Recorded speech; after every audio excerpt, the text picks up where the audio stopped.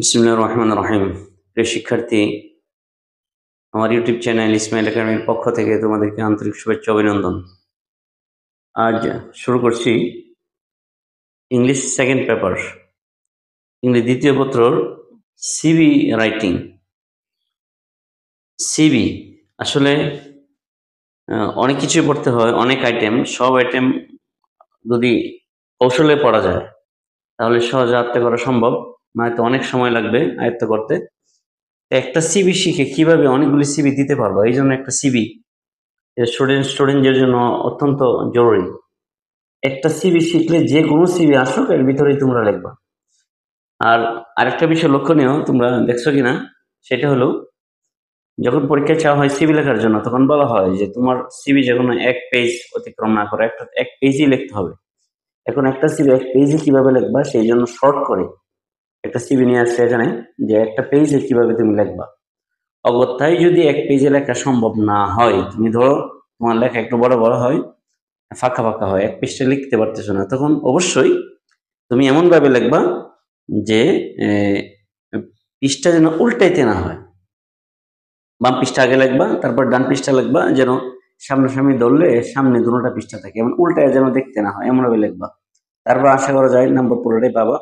সবসময় চেষ্টা করবা, যেহেতু এক পৃষ্ঠা বলা হয়, এক পেজেই লেখার জন্য। প্রিয় শিক্ষার্থী, সিভির প্রাথমিক বিষয়গুলো বলি।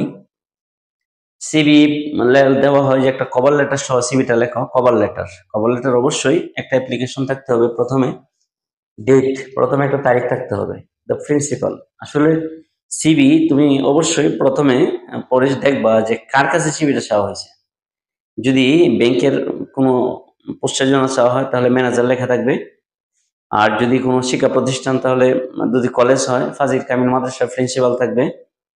যদি চাওয়া হয় যে তোমাকে অ্যাসিস্ট্যান্ট টিচার হিসেবে, তাহলে অবশ্যই হেডমাস্টার বা সুপারিনটেন্ডেন্ট লিখতে হবে। তাহলে এই বিষয়টা তোমরা অবশ্যই খেয়াল করবা যে ডেট দেওয়ার পরে তোমরা এখানে কি লিখবা, এই বিষয়টা দেখবা যে প্রশ্নে কি চাওয়া হয়েছে। তোমাকে বলা হয়েছে যে একজন ব্যাংকে কর্মকর্তা অফিসার হিসেবে, তাহলে অবশ্যই ব্যাংক ম্যানেজার লিখবা।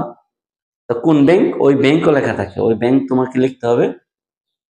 তো আমরা এখানে দ্য প্রিন্সিপাল একটা মাদ্রাসা লিখছি, একটা কামিল মাদ্রাসা ঢাকা। যে কোনো একটা মাদ্রাসা যখন চাওয়া হয় বা শিক্ষা প্রতিষ্ঠান সহ একটা প্রতিষ্ঠান, যে কোনো একটা নাম দিলেই চলবে। বলা হয় যে অমুক প্রতিষ্ঠান, বা যদি ঠিকানা দেওয়া হয় তাহলে অবশ্যই ঠিকানা অনুসারে লিখবা। যদি বলা হয় যে অমুক এলাকায় ওই কলেজের একজন সহকারী টিচার বা লেকচার হিসেবে আবেদনের জন্য, তাহলে ওই প্রতিষ্ঠান লেখার পর একটা ঠিকানাটা লিখতে হবে অবশ্যই। যদি দেওয়া দেওয়া হয় সোনালী ব্যাংক, তাহলে অবশ্যই তুমি সোনালী ব্যাংক লিখবা। দা ম্যানেজার সোনালী ব্যাংক ঢাকা, এভাবে লিখতে হবে। তাহলে তোমাকে এই বিষয়টা অবশ্যই মনে রাখতে হবে, এখানে কি লিখবা। এখানে প্রশ্নে অবশ্যই দেখবা যে এখানে কি লিখতে হবে, ওই বিষয়টা মাথায় নিতে হবে যে আমার এখানে কি লিখবো।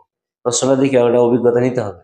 তো এখানে আমরা দ্য প্রিন্সিপাল এবি কামিল মাদ্রাসা, সাবজেক্টের পরে অ্যাপ্লিকেশন ফর দ্য পোস্ট অফের পরে ওই যে পোস্টের জন্য চাওয়া হয় ওই পোস্ট এখানে লিখবা, যে পোস্টটা এখানে চাওয়া হয়। তোমার অ্যাসিস্ট্যান্ট টিচার, লেকচার হলে লেকচারার, যদি কম্পিউটার অপারেটর হয় কম্পিউটার অপারেটর।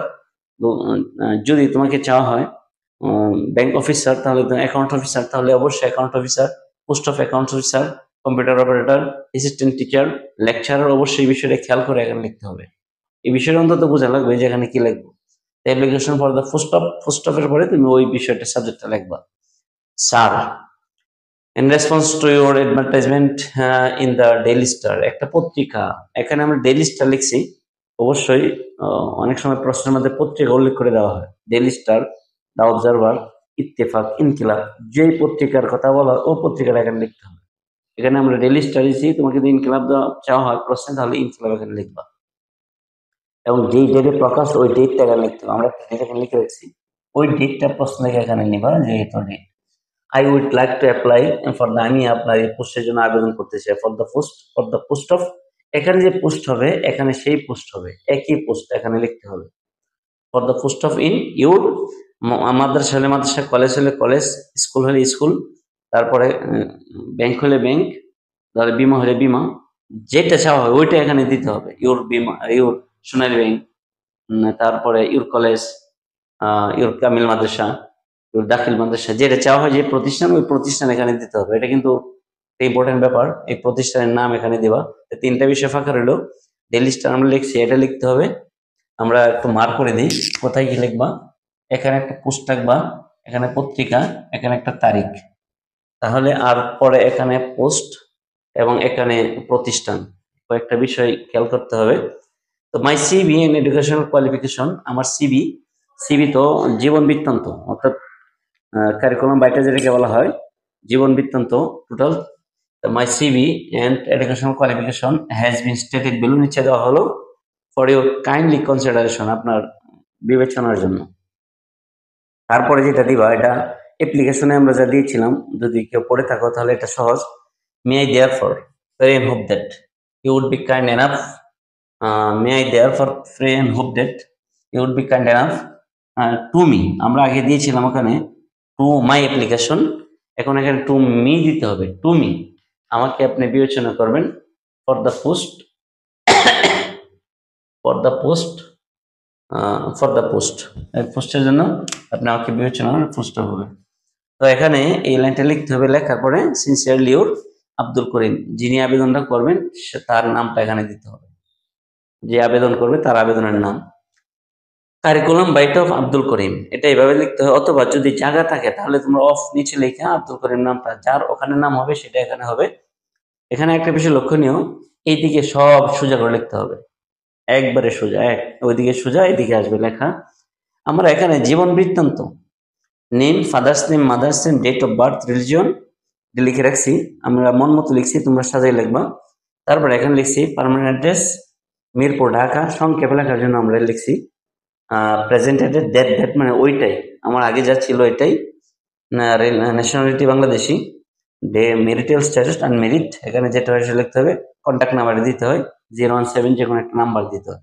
তো শিক্ষার্থী এইটা যে আমরা এখানে লিখলাম যে আমরা name, father's name, mother's name, date of birth, religion, present address, permanent address, nationality, marital status, contact number, এটা যদি জায়গা হয় তাহলে তোমরা নিচে নিচে লিখবা। এই আমরা এখানে বোর্ডে একসাথে লিখতে যাই, আমরা এখানে পাশে লিখছি, কিন্তু নিয়ম হলো এটা নিচে নিচে লেখা, একবারে সোজা নিচে নিচে লিখবা। যদি এমন হয় যে তোমার 2 পৃষ্ঠা লিখতে হবে, তুমি 1 পৃষ্ঠা লিখতে পারতেছো না, তাহলে এই পর্যন্ত আবেদনটা 1 পৃষ্ঠায়, আর কারিকুলাম বাইটা নিচেরটা আরেক পৃষ্ঠা, এটা খেয়াল করতে হবে। যে 1 পৃষ্ঠায় যদি জায়গা না হয় তাহলে বাম পাশের পৃষ্ঠায় দিবা, বাম পাশের পৃষ্ঠায় থাকবে এটা অ্যাপ্লিকেশন কভার লেটার, নিচে থাকবে এইটা কারিকুলাম বাইটা আরেক পৃষ্ঠায়, ডান পাশের পৃষ্ঠায়, এভাবে লিখতে হবে, এটা খেয়াল করে লিখবা। আর যদি মনে করো 1 পৃষ্ঠায় হবে তাহলে এটা নিচে নিচে, এটা নিচে নিচে লিখবা। এডুকেশন কোয়ালিফিকেশন এখানে 5টা গড় হয়, এটা মনে রাখবা, 5টা গড় হবে, এটা খেয়ালের বিষয়, 5টা গড় হবে।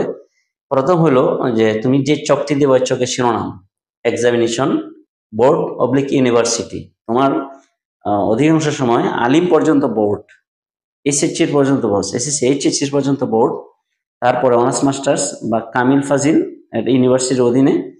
তো এখানে এই জন্য বোর্ড অবলিক ইউনিভার্সিটি দিতে হবে। গ্রেড পয়েন্ট, এখন যেহেতু ডিভিশন নাই, জিপিএ বা সিজিপিএ হয়, এই জন্য গ্রেড পয়েন্ট লিখে দিলে তুমি সিজিপিএ বা জিপিএ যাই হোক এখানে লিখতে পারবা। তো পাসিং ইয়ার, ফার্স্টের বছর আমরা এখানে দিছি। এটা লেখার 2টা সিস্টেম আছে, তোমরা অবশ্যই একটা বিষয় খেয়াল করবা যে অ্যাসেন্ডিং বা ডিসেন্ডিং, উপর থেকে নিচে বা নিচে থেকে উপরে, যে কোনো ওয়েতে তোমরা সাজাইতে পারো। প্রথমে দাখিল, তারপরে আলিম, তারপরে ফাজিল, তারপরে কামিল, এভাবে হয়। অথবা তুমি আরেকভাবে সাজাইতে পারো, সেটা হলো কামিল আগে, তারপরে ফাজিল, তারপরে আলিম, তারপরে দাখিল।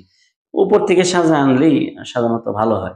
মাস্টার্স, অনার্স, এইচএসসি, এসএসসি, তাহলে এইভাবে সাজাইলেই ভালো হয়। তো যদি সাজাও, সাজানোর পরে কামিল, কামিল সাধারণত অ্যারাবিক ইউনিভার্সিটির অধীনে হয়, অ্যারাবিক আরবি বিশ্ববিদ্যালয়ের অধীনে হয় কামিল ফাজিল।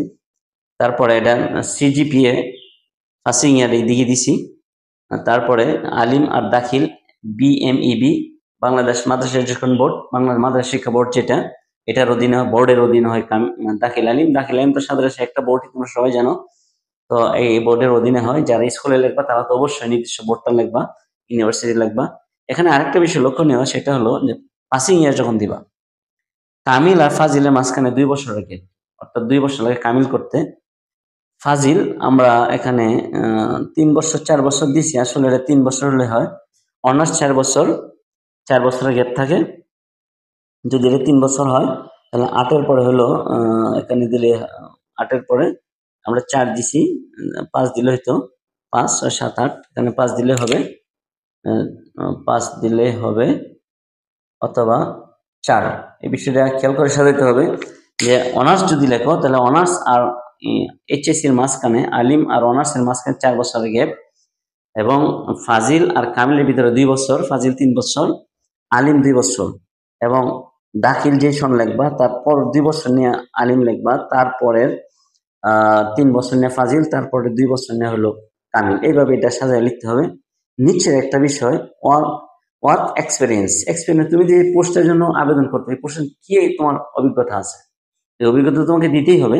এখানে সহজ, I have a good experience as a teacher, as a lecturer for 10 years, for as a lecturer for 10 years, 2 years, 5 years, বা accounts officer 10 year for 10 years.